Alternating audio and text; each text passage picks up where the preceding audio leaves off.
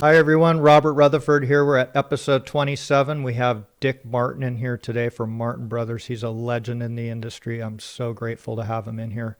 How you doing today, Dick? I'm doing just fine. Good. Thanks a lot again for coming in. Really Thank you. appreciate it. So you've been in the industry for 50 years? Well, yeah, I actually started as a lather apprentice in 1950. And prior to that, I was building gyp tile for my dad. My dad had this little company. We built gyp tile for a couple of years. And then in 1950, I was a lather apprentice, school apprentice. Mm-hmm. And that's when I actually got started in the industry. And then I retired in 2003. Jesus. Long time. A long time. And you guys were doing monster jobs as you still are today. Yes. The company is Yes. still thriving. But we started small when I went, my first job was a RAN building in Santa Monica, and I was a lather apprentice. I could drive, I had a driver's license when I was 14, so I could drive a car, and so my best friend, Jerry Sherman, he was a lather too. His dad worked for my dad, and so I'd pick Jerry up and I'd take him to work. So we worked in the RAN building in Santa Monica when they were first building that particular site. Mm-hmm. Wow. And he went through the school as well? Yes, we both went to apprentice school, but further on, I actually became, I had to finish school, and then when I finished school, then I became a lather apprentice in 1953. And Jerry became a lather apprentice in 53, but he went to work for the Pierce organization. I say with Martin Brothers. At that time, you could only have one apprentice. Is that right? Yeah, because we were a small company. Martin Brothers at that time probably had no more than 25 to 40 people, Mm-hmm. and it was a plastering operation. So there were probably 25, 30 lathers and some plasters, and at that time. Got it. So your family started the business. Your father. My father came from Scotland, 1916, with his dad, who was a bricklayer plasterer, and they went to Regina, Canada, and that's where they were starting the railroad depots. They're all brick. Mm-hmm. So my grandfather came, and my dad was only 12. He came with him, and worked in Regina, and then from there they moved over to Prince Rupert, Canada, Mm-hmm. and that's where my dad actually grew up. And my grandfather was there, actually became the health guy in Prince Rupert. Prince Rupert is about 90 miles from Alaska. I mean, from the basic town. Mm-hmm. So anyhow, and then about 1922 or 3, they both were able to come down to Los Angeles because there was a boom going on. So then my dad became an apprentice plasterer, and my grandfather was a plasterer at that time. So in the family, my grandfather was a plasterer, my dad's a plasterer, my brother was a plasterer, my uncle was a lather, and I was a lather. Wow. So it all followed through the family. That's amazing. That is amazing. It was in your DNA. I guess so. I don't Yeah. know. Yeah. It's kind of a funny thing, because when I was young, like I say, I could drive a car. So my dad would take me to the yard. I'd get the pickup truck, and I'd come over to my grandfather's house and pick him up because he couldn't drive. Pick him up, and I'd take him downtown to the Pacific Mutual or one of those buildings that we were working in to build tenant walls. But those tenant walls in those days were gyp tile. Mm-hmm. So I mixed in the mud for him, and sitting on the wheelbarrow, kind of resting a little bit. He comes out and he just blows his stack. "What the hell are you doing? You never sit down. You don't do this." So he said, you need to learn how to plaster." So I said, okay. So he put me in the closet, showed me how to do a few things, and about an hour later he came back, and I must have been standing at about 8 inches of plaster. There was none on the wall. It was all around my ankles. And he looked, and he said, "What's happening?" I said, "I don't like all this wet stuff all over me." So he said, "Son," he says, "you're never going to be a plasterer," in his Scottish brogue. So he said, I want you to do this. He said, "You take this metal lath and this wire," and he said, "you tie this metal lath around these pipes that I'm going to patch." So he gave it to me, and I said, I like this. This is what I like. So that's really how I got started. Got it. Got it. And so they were doing button board and so forth back then, but in the commercial end of it, it was tie on metal. It was tile, yeah, with a button board, but it was over wood studs. Got it. Nothing Got on it. metal studs. They hadn't developed the clips yet.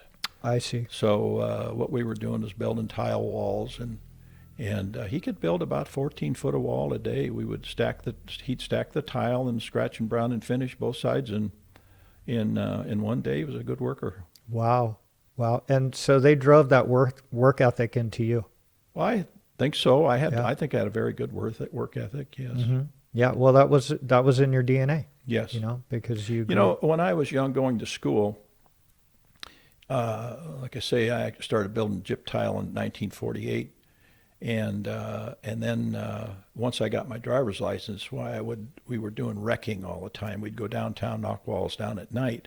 So I'd come home from school. I'd get in my car and go to the yard, get the truck, and drive downtown. My brother and I knock walls down at night, and then and then the truck would be loaded with sand and hardwall. And then we would take the sand and hardwall upstairs and then exchange it for the wrecking, put it into the truck. Well, I did that for quite a number of years.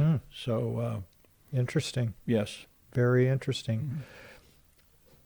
You guys ended up being huge in the drywall industry and did tons of tenant improvement. Yes. When did you start to make that transition into drywall? Well, we most all the tenant work around town at one time was plaster up until about 1962 or 4. We were doing all the Tishman buildings. There was 11 of them. We were doing all the tenant work and the wrecking and the tenant work, and it was all 2-inch solid plaster walls. So we'd go in and stand up the walls and then plaster them.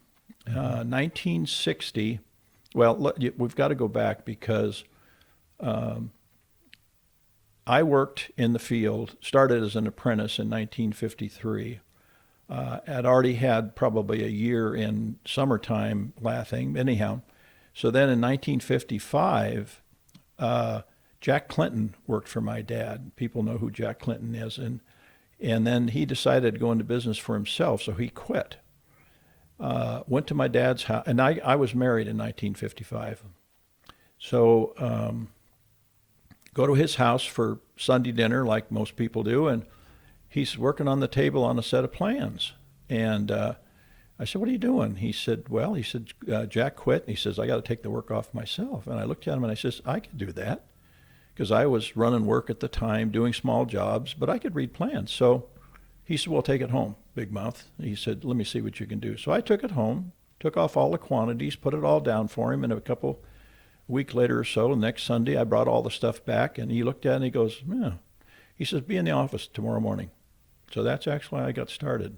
Wow. In late 1955, and so then I went into the office, and there was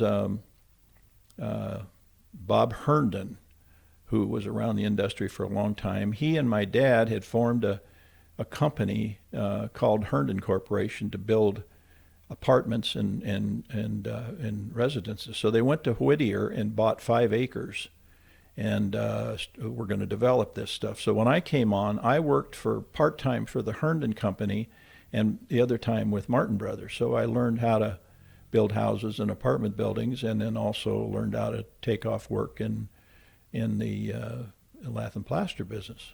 Wow. So I got a good experience doing that. Absolutely. With subcontractors and the rest of it, and I was always pretty handy with my hands. As a lather, you become very handy. You can do a lot of things that Yes.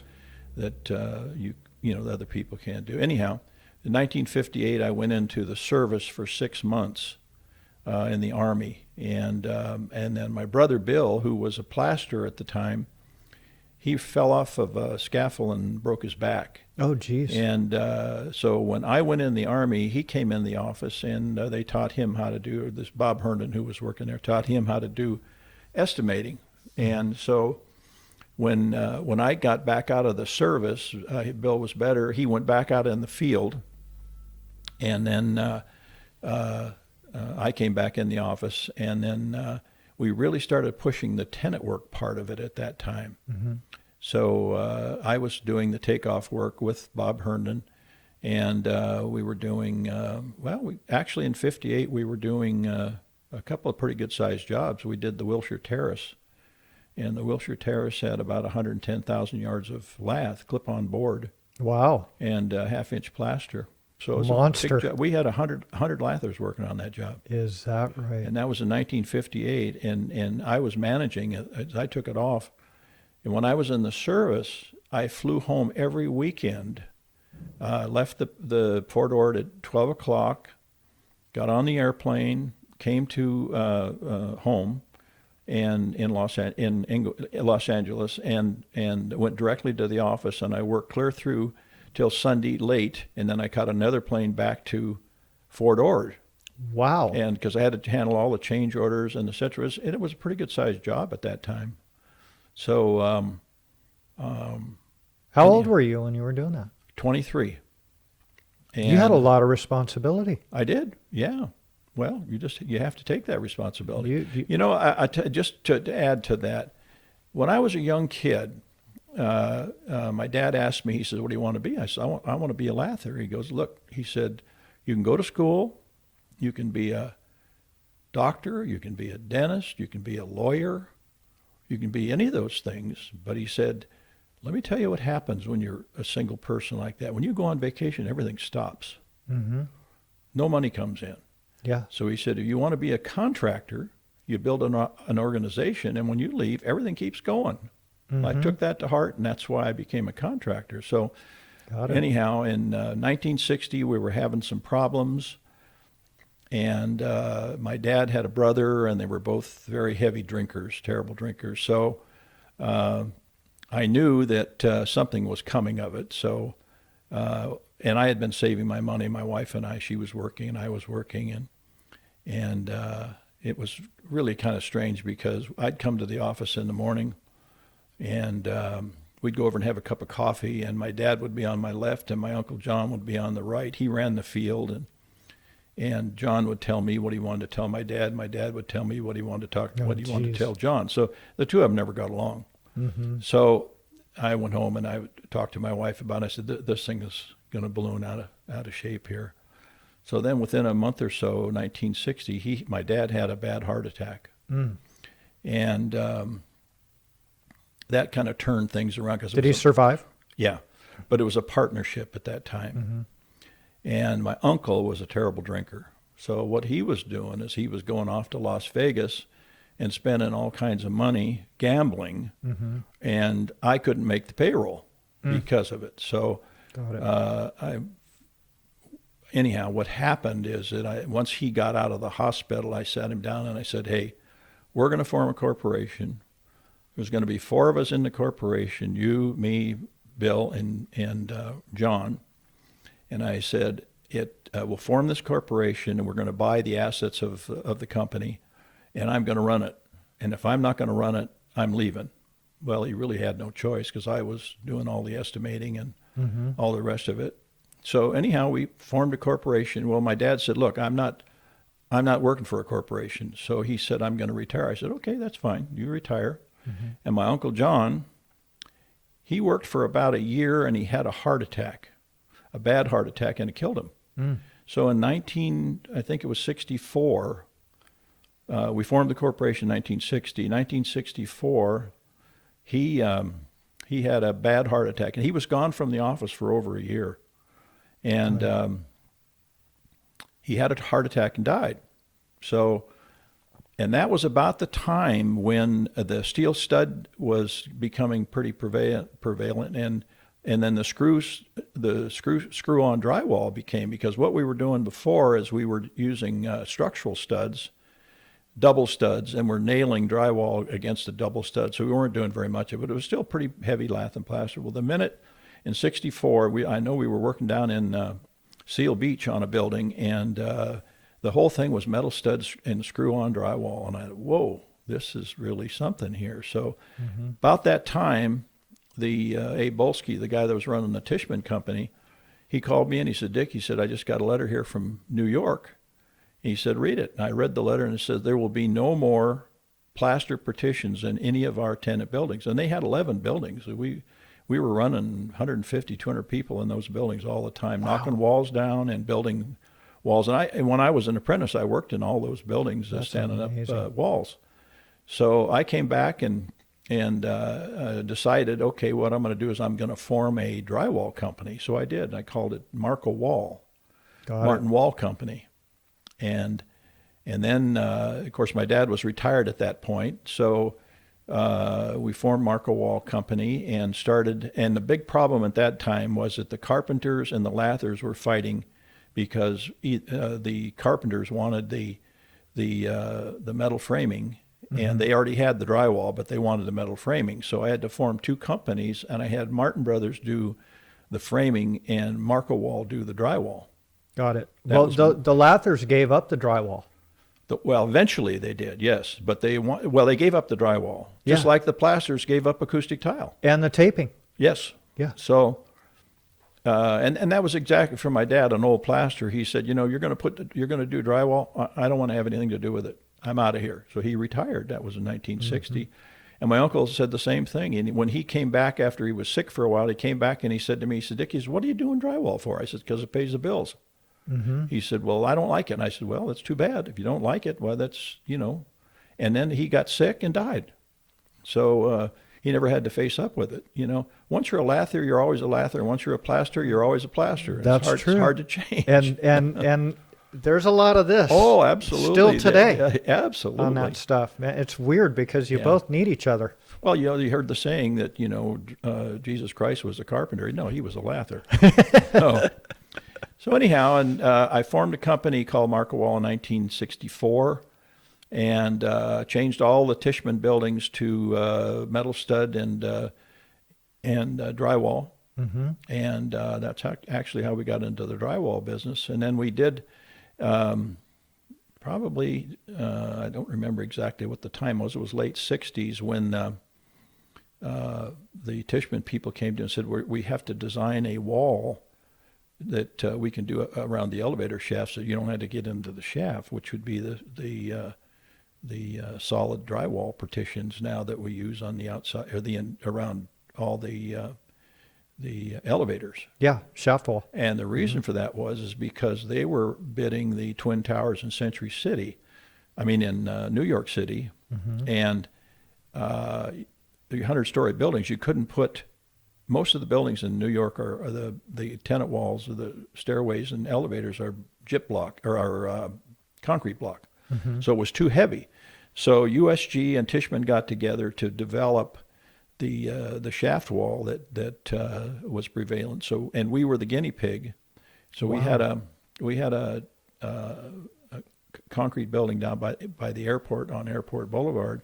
It was all lath and plaster. So they said, let's change it to drywall. So we redesigned the whole thing and then experimented with the shaft wall on how we were going to do it. So that's where the shaft wall got designed and built. We did that for them, and then it eventually went on into the Twin Towers in New York. Amazing. So that's really where we kind of got going pretty strong with drywall. And as plaster faded out, really, that what happened on the inside of the buildings. They wanted a dry product, and that we were able to provide that. Yeah. Well, your eyes were open to that. And oh, absolutely. It sounds like you had some great connections with these huge developers and general contractors in the Los Angeles area. We worked for the best people all the time. Yeah. When you're in the contracting business, you can drive a Volkswagen or you can drive a Cadillac. If you want to drive a Cadillac, you're going to stay with the best people, but you have to be able to service it and provide quality work. And I always pick the point that I want to be with the best people. And secondly, on top of all, I want to be with somebody that pays their bills. That's the most important part. The most important part is, you can go out and you can do all types of work, but you got to make your collections. You have to be able to collect the money. And the best and the biggest contractors are usually ones that do pay, although you have trouble collecting your money all the time anyhow. But so I stayed with the bigger people. And wow, they kept giving you the opportunities. You were super aggressive as a young guy. You Well, we were were, yeah. you were Yeah. destined to be a leader. Yeah, well, and then what happened in the early '60s? That's when the fireproofing changed. We did some of these, like some of the Tishman buildings and et cetera, with boxed beams with metal framing and drywall wrapped around the beams, and we put sand and hardwall on that. Well, then Monocoat came into the picture in it had to be early '60s, and so we were Tommy Thompson and my dad were really good friends, and Tommy and I were really good friends. So Tommy was developing the plaster machine at that time. We were using an Easy-On machine, and so Tommy came to us, and he had this piston-driven two-cylinder plaster machine that we helped him develop, and so that's what we sprayed Monocoat with to begin with, and it worked out pretty good, direct-to-steel fireproofing. Yeah. So as that went on, the fireproofing, of course, became pretty dominant around town, and we were pretty strong in that fireproofing business. So I traveled around the country to see what everybody was doing with this direct-to-steel fireproofing. I went back east. I went on the big building in Chicago where they were using fiber and so on and so forth. And then the Zone Light people at that time who were providing Monocoat, they asked me to go to San Francisco and see an operation with Gene Cannell, who was a major fireproofer up there. And he was doing a 40-story or 50-story building with direct-to-steel fireproofing. He was using Essex pumps, and he was pumping the material all the way to the top. Well, he was using 3-inch aluminum pipe. Well, everybody else at the time didn't think that you could pump through 3-inch pipe. So I came back and redeveloped our fireproofing operations, because we were doing a lot of fireproofing at that time. And I went to 3-inch aluminum pipe and tried to see how that would work. Well, I could pump through that 3-inch pipe pretty good. So then I decided, all right, I'm going to put a Y on that. And I'm going to, because I was pumping a lot of material, I'm going to put a Y on that and see if I can use 2 hoses off the same pump. And couldn't do it. The machine wouldn't handle it. So I took the machines, and I took the Essex machines, and I rebuilt the frames, and I put diesel motors on them. First of all, started off with a three-cylinder diesel motor, and I had plenty of power. So I could pump through 3-inch pipe, and I could do my dual nozzle and still get the volume that I needed. Well, nobody else in town knew what we were doing except Essex, because Essex kept watching what we were doing, and I rebuilt all those machines, and I went around the country and I bought all the Essex machines I could buy. I had 25 of them. Wow. And I took all those machines and I rebuilt them completely, the chassis, and the weak part of that machine is a crankshaft, but I was able to get some extra cranks and the rest of it, and I could pump vertical. Well, down the road we pumped to the top of the building in Los Angeles, which was 85 floors. But anyhow, I got the power. So now I've got a diesel pump and a gas mixer. Well, people were stealing my gas on the job sites. So I changed my mixers to diesel too. That way I could keep fuel on the job sites, and nobody stole my fuel at all. So eventually ended up with 25 pumps, and we were pumping 10,000 bags of Monocoat a day. Oh my God. So we're pretty busy. Yeah, I'll say.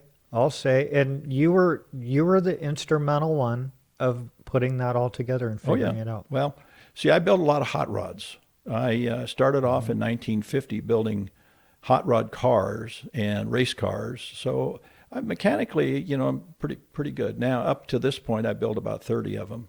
So that right? All came into being. And I adapted to all the mechanical stuff. Obviously, yes. Yeah, and that really helped the company. Definitely helped the company. That's really amazing. And kind of like in the plastering end of it, so you had the lathing down, but you wanted to advance in application of wet product. Well, that's after the monocoat. We were spraying monocoat all over the place, and but in Century City, the first big building in Century City we did, and the core work was all plaster. And then the second one that we did, 1901 and 1900, the 1900 building we changed to all drywall core and did it in drywall. But again, they were all monocoat plastering as far as the fireproofing was Sure. concerned. So, and then we were doing a lot of work in those days. I had 5 50-story buildings going at one time. Is that right? And we were doing the fireproofing and the core work and so on and so forth. So we went from a little 25-man company up to running quite a few people. How many at that time do you think you had? How Well, many we're men? probably running. We averaged between 600 and 800 people most of the time. Lathers and drywall guys, tapers, laborers, That and et is cetera. amazing. And how long did it take you to go from 25 to that amount? We really started going really big in the late 70s and 80s when we did the Twin Towers in Century City, the 244-story towers in Century City. That was all monocoat fireproofing. Mm-hmm. And actually, that was a joint venture with the Raymond Company. Got it. And then from there, downtown Los Angeles, when the boom hit, there was quite a few buildings downtown, Wells Fargo, the Twin Towers. I mean, there was just lots and lots of work. Mm-hmm. And we were doing, a big share of that fireproofing in all those buildings. That is really incredible. Yeah. Really incredible. You guys did a lot of joint ventures, or not a lot, but you did some massive joint ventures with Raymond. Yes, we still are. Mm-hmm. We're doing joint ventures with them now. What we did, the first joint venture that we did, and how that all worked out, it was really funny because George Raymond and I were good friends. When I got on the executive board, I was 25 years old, and George Raymond, I don't know, he took a liking to me. I don't know why, but anyhow, he put me on the Hod Carriers labor board. Mm-hmm. So we met down in Long Beach. For my very first meeting, I was like 25 years old, and we met down in Long Beach, and I walk in on the room, and unfortunately I was a little bit late. Everybody was there. George Raymond was the chairman. Mm-hmm. So I came in, he introduced me, and I looked around. There was 7 Hod Carrier BAs and 7 management guys, myself and George and the other people. But behind every one of those Hod Carriers was a bodyguard. Every one of those bodyguards had a gun.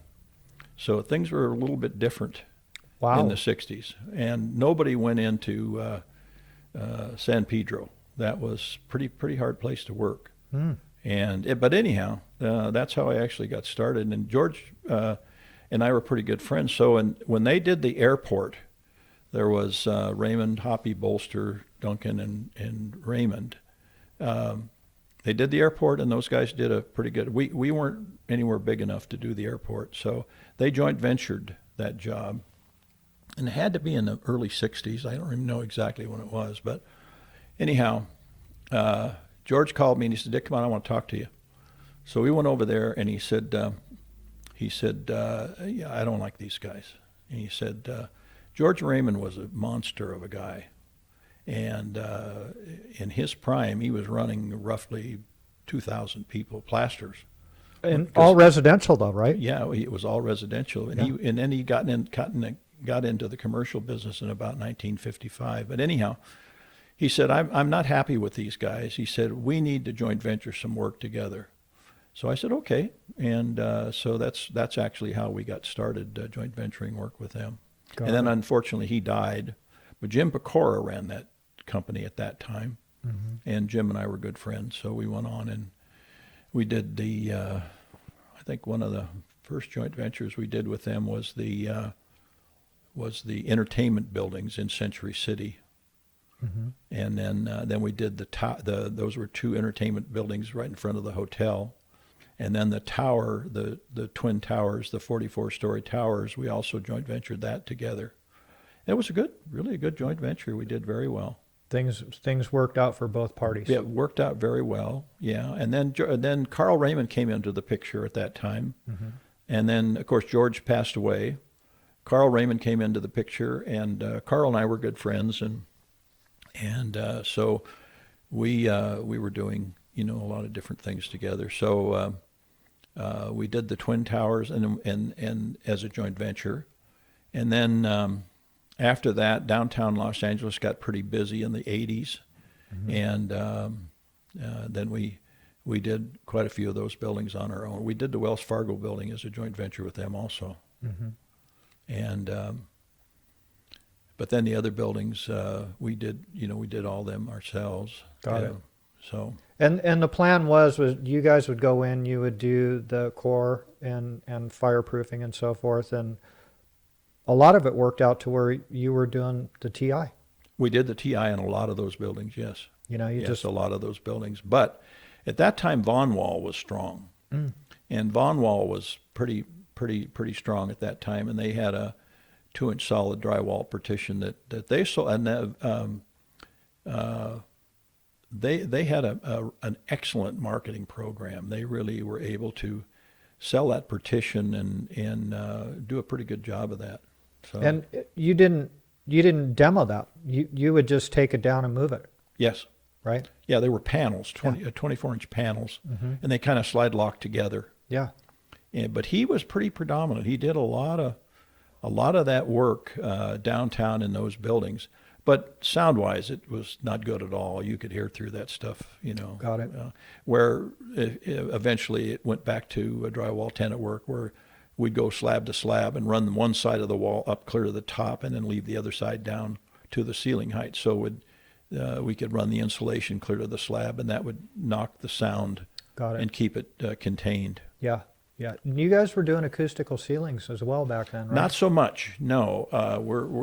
They're doing some acoustic ceilings now, but not when I was around. We didn't do much acoustical ceiling. Oh. We did lath and plaster, fireproofing, framing, and a humongous amount of tenant work. And then we do some of the side stuff in the tenant work, whatever the generals want us to do.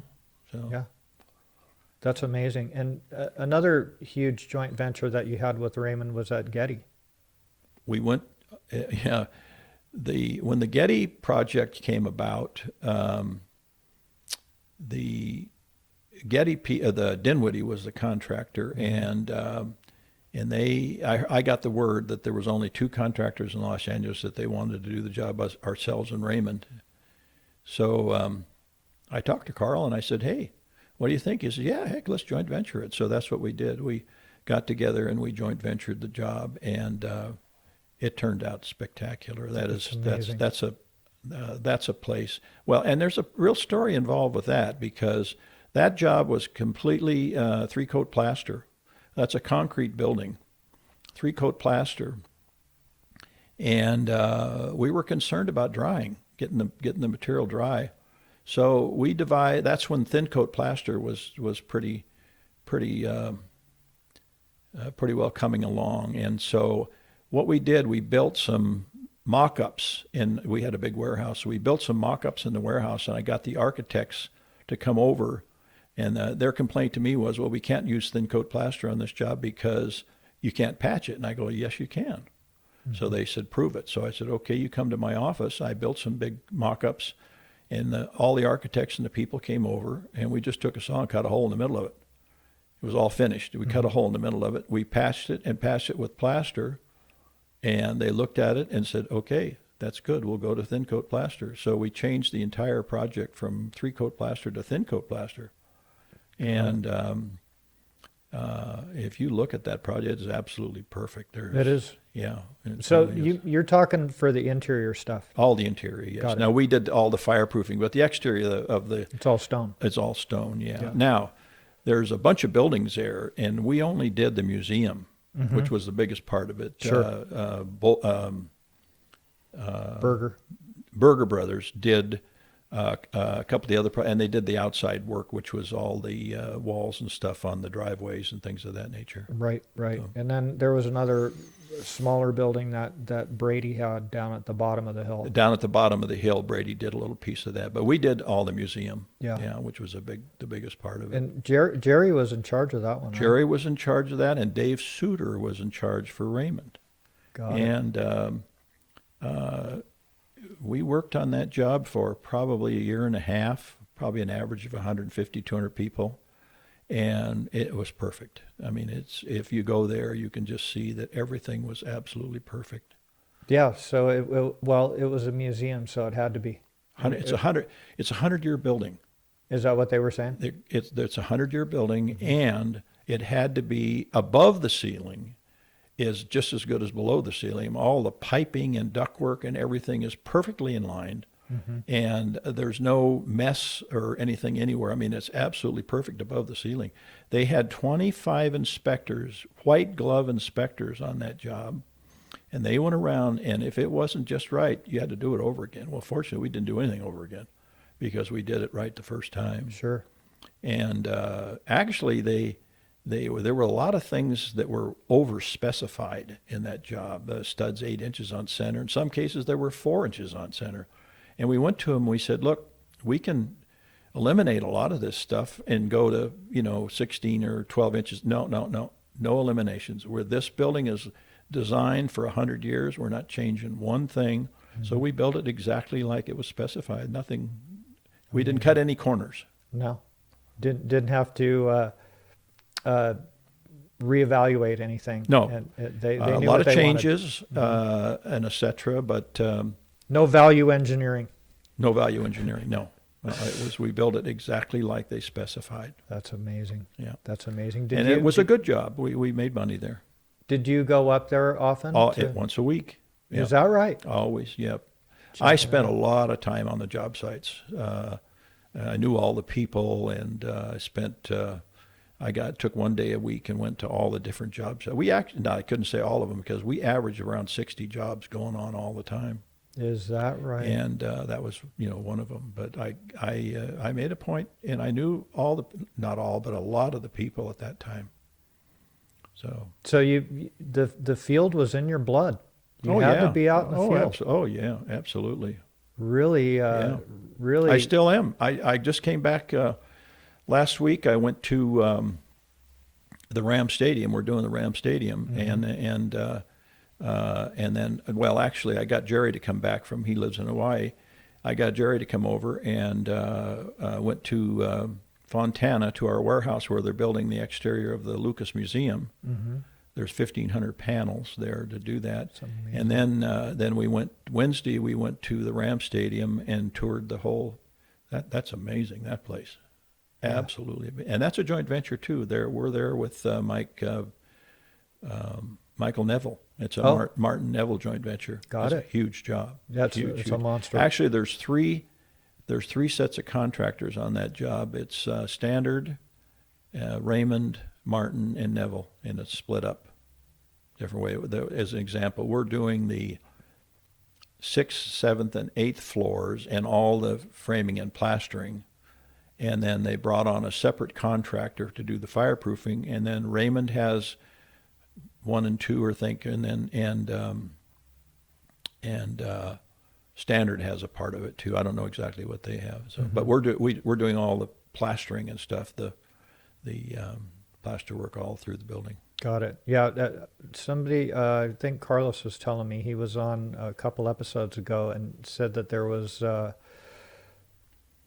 30,000 yards out there.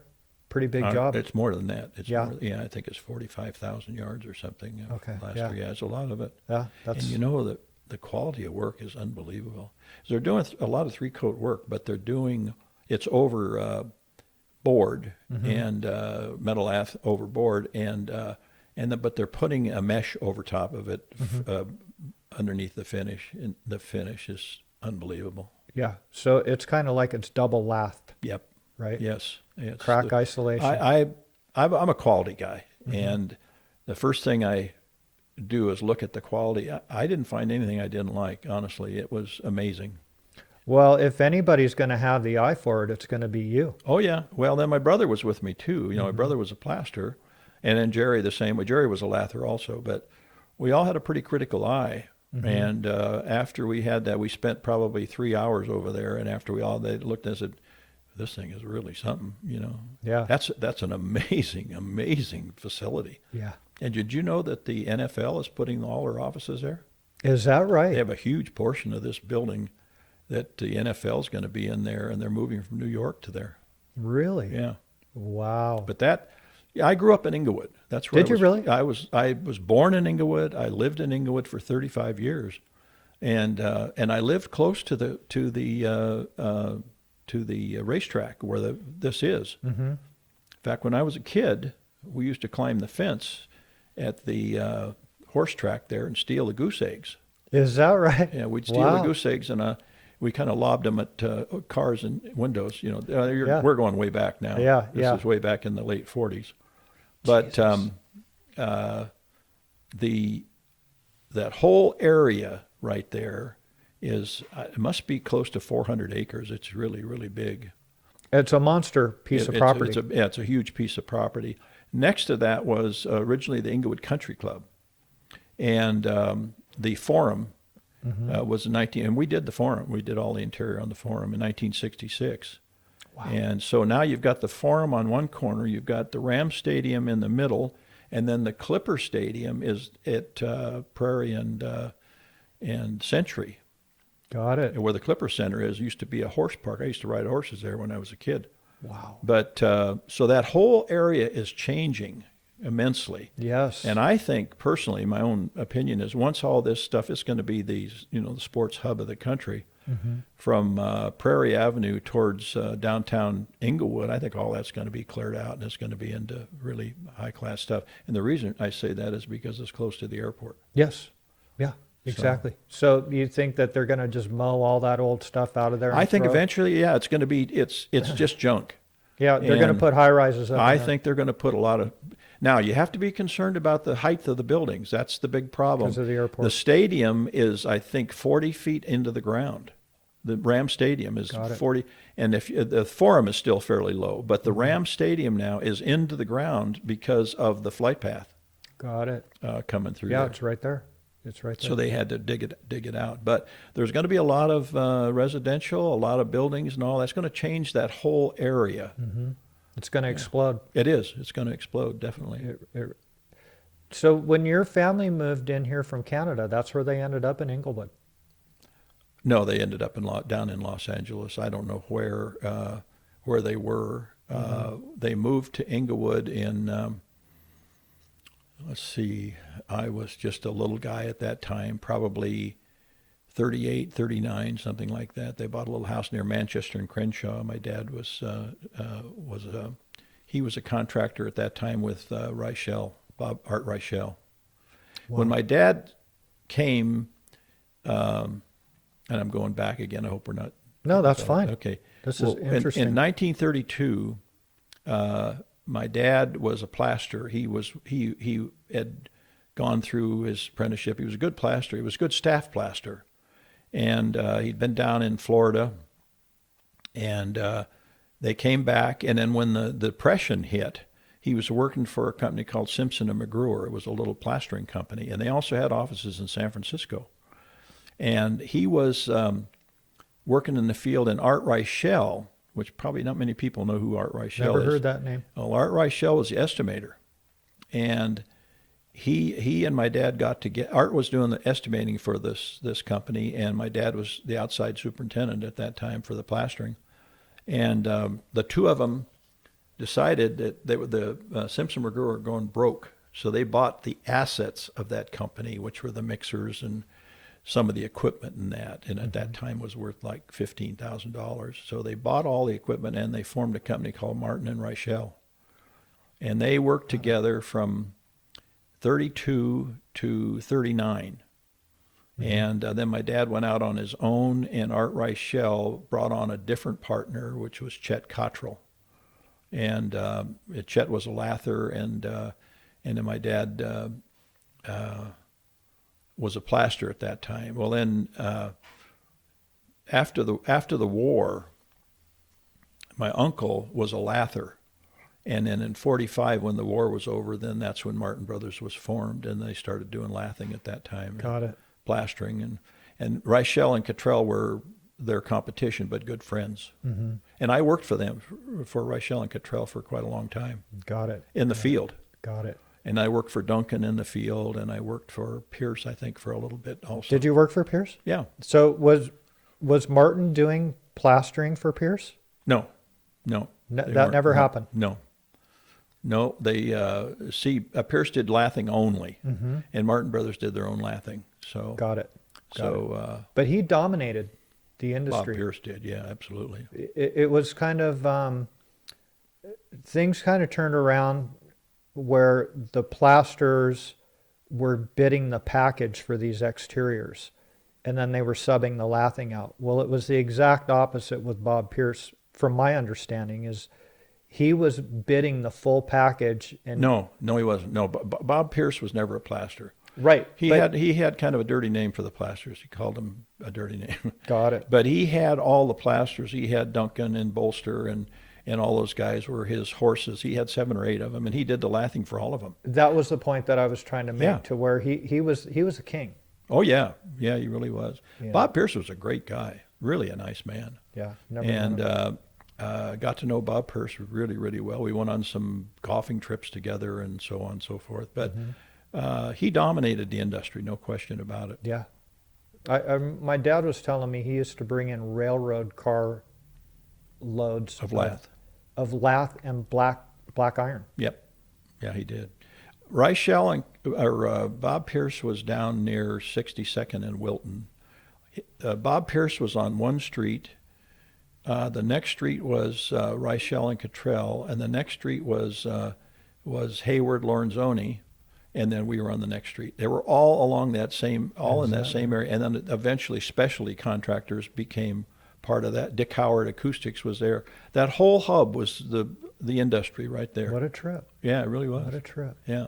And in El Monte, or was that No, it was in Los Angeles, right near Western Avenue and Slauson Avenue. Got it. Yeah, really Got it. rough area now, but that was really kind of the hub in those days. What a trip. Yeah. What a trip. And man, And- you've seen some massive changes in this town. Oh my gosh, yes. Yeah. Unbelievable. Bob Pierce was involved in a lot of things. And Andy Kroll, who owned LA Building Material, he and Bob Pierce were good friends. And we bought from LA Building Material, and Bob Pierce, we were all really good friends. And so in 1966, Bob called me and he said, "Dick," he said, "we're going to go hunting." And he said, we have an opening to go antelope hunting if you want to go." I said, "Yeah, sure, why not?" So I rode up with Bob Pierce and Andy Kroll, and I rode up to Montana, and we went antelope hunting up there. And that's where I first met Don Gaynor. Don was a young guy at that time in his early 20s. And I met him. He was up there at the time. And Was he a lather? Yeah. Gaynor. Don Gaynor was a lather, yeah. Got it. Yeah. Got it. Wow. And so we went hunting together. We did a number of things together. Andy Kroll was a major guy. He was something else, and he supplied Raymond all the material on the 40,000 homes in Long Beach there in forget the name of that Is that place. right? Yeah. So they In were pretty Lakewood. strong. In Lakewood, yeah, the Lakewood. There were 40,000 homes in Lakewood, and he supplied all that for George Raymond. Oh shit. Yeah, it was quite a big. Raymond, he was a big guy in those days. Monster residential. They shut down Whittier Boulevard on Thursdays for him, and he brought all his foremen in to pay them, and they all came in, and he was running 2,000 plasters, so he had lathers, and he had his own company building mixers. I don't know how many. He had 150 trucks. I mean, he was a major guy. Yeah. And controlled the industry. Is that right? And I had a like I say, back in the early 60s, Paul Reimer was a plastering contractor in the Valley. So I'm at a board meeting with him one time. This young guy, there's a bunch of these big shot guys, and Paul Reimer and George Raymond got into an argument, and over a 10,000 house tract in the Valley. Reimer and they were face to face, and Raymond says, "Nobody bucks me," and Paul Reimer says, "Yeah, I do." He says, "You're not going to do that track. I'm going to do it." And they really got into it, and that literally wiped Raymond out of the valley. And Is it? Paul Reimer took over.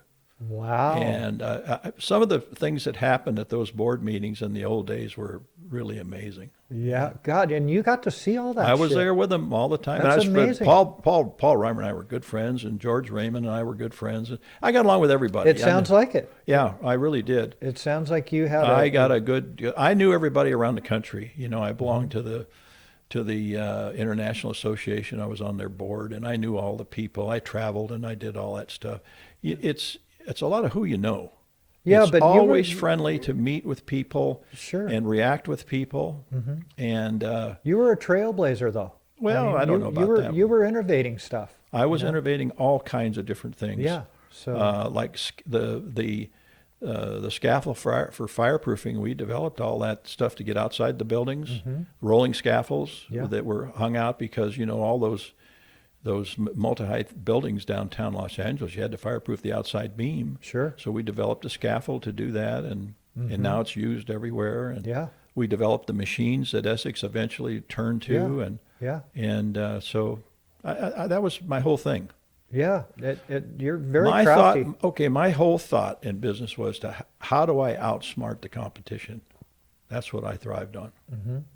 That's Yeah. what I did. How to outsmart the competition? And you did. I did it. Yeah. Well, I can't say I did. I mean, I did my part. Let's put it that Well, way. your eyes and ears were open, and All the time. thing is, though, too, is you were so mechanically inclined, so you weren't depending on somebody to put this shit together for you. No, I knew how to do it. I just experimented. You And I weren't had- afraid to get dirty. No, I had people working for me, my mechanics and the rest of it, and I'd just go to them and say, hey, what do you think about this? And we develop it together, you Sure. know, and pretty crude, but Yeah. it all worked. You had to start somewhere, though, right? And that's what really developed the fireproofing business. Like That's I say, amazing. we were strong in that fireproofing, my goodness. And we're still strong in it. You know, Yeah. we're not, you know, doing that many, but we just finished the big hotel downtown, and that was a big job. And things have changed a little bit now. Yeah. When we did Library Square downtown, I had 6 Essex plaster machines in the basement, and I piped out all the exhaust out of the building. And now on the downtown hotel, the one that was just built, the 100 or the 90 story, 80 story, whatever it is downtown, we used electric machine there. Oh, is that right? Yeah, and Wow. that's the thing now. The electric machine is really, and the problem we didn't use electric before is because we couldn't get the power. They wouldn't give us the power, so we had to develop gas machines to pump all that stuff. Got it.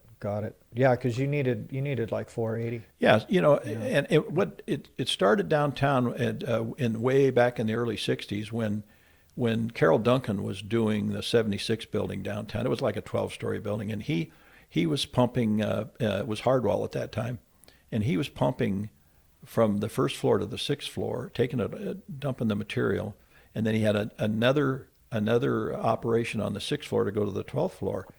And I thought, that's stupid. We're going to pump from the ground. Well, I had to get enough power, and that's where I developed the 3-inch pipe. Got it. To go, and it was aluminum pipe because that turns like chrome inside the pipes. So that's how Wow. we did that. That's really amazing. Yeah, it was fun. That's A lot really of fun. amazing. And the other thing is too is you were in the lathing end of it, and that was your craft. But you guys were a plastering contractor, Lath and plaster contract. lath and yeah. plaster. But you took and looked at how to applicate this plaster faster, Right. right? And took that and innovated Yep. for that. How to maneuver the scaffolds, how to move scaffolds from floor to floor, Yeah. how to move a pumping operation from floor to floor without losing any time. So you make a setup on one floor. We could do 2 floors a week. Then I had a complete setup on the next floor ready. So the fireproofing guys just went 1 floor to the night, just kept on going without Amazing. stopping. That is totally amazing. So mechanically we did, pretty good. Yeah, you did very, very well. It looks like we're running out of time because you got to get to your Pretty meeting. good. I got to go to the board meeting. Got it. Dick, thank you so. I think I've got to get you in here again, man. Yeah, we could go. We could talk about a lot of things. You know, you look Yeah. at being in the business that long, and the fortunate part about it is I was able to know really well all the real big time guys. Yeah. And not only here, but in New York and all those different places. I knew all of those people. And I made it a point to introduce myself and talk business. And then I traveled all over the world with the International Association. We traveled to different places all over the world with all drywall and plastering contractors for 25 years. That's awesome. And Ron Brady was on that committee, and Bob Heimel was on that committee. Your uncle Rutherford was on that committee. So we traveled all over the place and did some great things. And That the is awesome. camaraderie in those days was very good. I don't know what it's like today, but it's probably okay. Yeah, it's definitely changed that way. I know that you guys had some great fellowship when We did. when you guys were. You know, we bid a job and we bid competitively. But whoever got the job, then that was his job. And if he needed people or equipment, or we traded off. Got it. Bob Reeder was big in those days, and if I needed lathers, I'd call Reeder and say, hey, we need 10 or 12 lathers, or yeah, I'll send them over, and vice versa. If he needed people, we'd call. We swapped them in, we swapped equipment, and then I built equipment for some of the other plastering contractors. I built fireproofing machines for them. Got it. Got it. So we were involved. Yeah, It you're was great. super interesting story. I was really involved with that. I loved it. I You wish have I was. passion. Pardon? You have Yeah. passion. Unfortunately, you get older. Like I say, I'm Yeah. going to be 85 in a couple of in May. You're looking great. And the key thing is that I'd be there doing it today. If I know you would. It really was. You'd be banging that shit up. I would. I Right? loved every bit of it. Dick, thank you so much for coming in. I really appreciate Good. this. This has been so interesting. It's really a treat for us to have you in Good. here. So thank you. You're welcome.